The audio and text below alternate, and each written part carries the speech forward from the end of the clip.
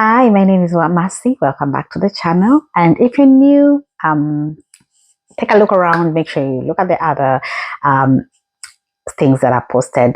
It's mostly just me or me and my people talking about stuff, life, real life stuff. I think I turned 40 and realized I have so much to say, and here I am saying it all on the internet. My video follow up to my video, which was posted the end of last week. Here we are.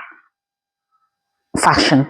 I love fashion. I love dressing up. I think one of the hardest parts of me putting on weight was the fact that now my ability to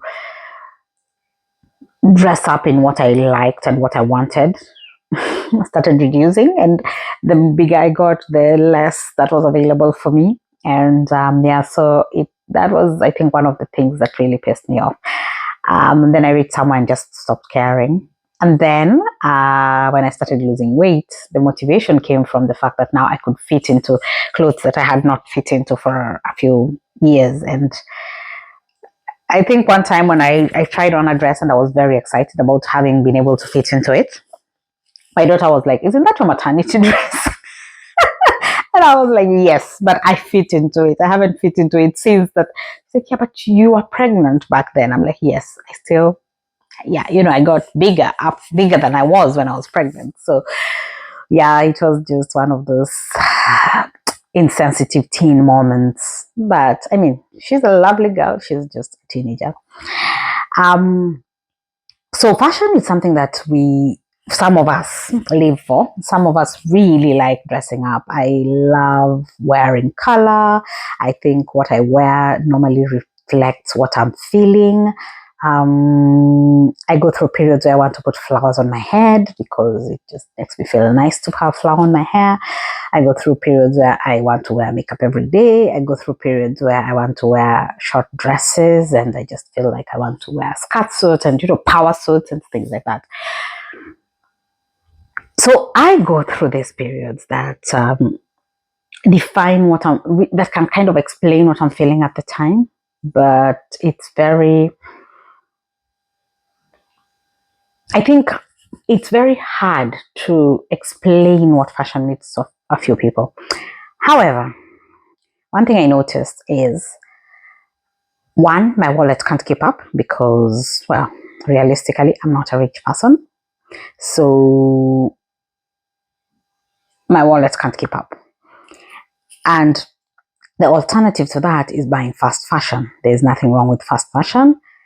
However, I learned quite a lot about it. I learned a lot about where it comes from, the abuses that take place for the clothes to be made, the child labor, all these things that make it cheap. Because sometimes you look at a coat and you're like, how can they reasonably make this coat for this amount of money? And then there are a few options. Either you stop buying too much, then just buy things that you know the quality, and of course knowing where they come from and all that costs. So most of those end up being costly. Of course, we have also discovered that some of these expensive brands also do the same thing those cheap brands do. They're just not transparent about it. And they hide the fact that what they've been doing is not ethical, right? However, some of us just buy outrightly things that we know very well that they're not ethically made. I mean, how would you buy a leather dress at $10 and think that that's ethically made? It's just not. It doesn't make sense, right? So, since many of us feel like we can't really be trusted like that, one thing that I resorted to doing was buying a lot of clothes thrifting. So when I buy them secondhand, one, I'm keeping clothes away from the minefields, because that's one thing that happens. When we have too many of these clothes, they end up being the clothes that cannot be reworn and things like that. They end up being thrown away, and when they're thrown away, they end up in the minefields, which is what we do not want. Not good for the environment. Not good for. I've been learning a lot about conservation from my daughter. She's really gotten into this. Saving the world kind of thing, and it was not something that was a priority to me. It was one of those things that I thought, okay, somebody else is going to do this, let me focus on what I feel passionate about. Then I realized that if we don't take care of our environment, whatever else we feel we're passionate about is also not going to be there. We won't have anything to be passionate about if we don't have somewhere to live. So that's what happens. These clothes that we love and wear once and throw away, that's one of the things that happened. The second thing was the shallow me will wear a dress, go to an event or something, and then I've put it on Instagram and I don't feel like wearing it again to put for another event to put it there, because then I will feel like it will look like, of course, nobody cares about these things. We're just busy thinking about that in our head and thinking that we are so important that people actually care what we wore twice.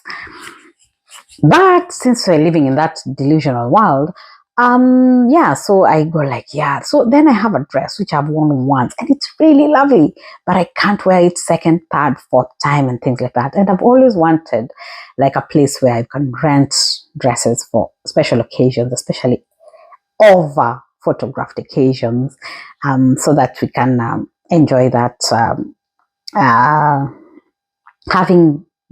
doing that without having to keep a dress in your wardrobe that you will never use.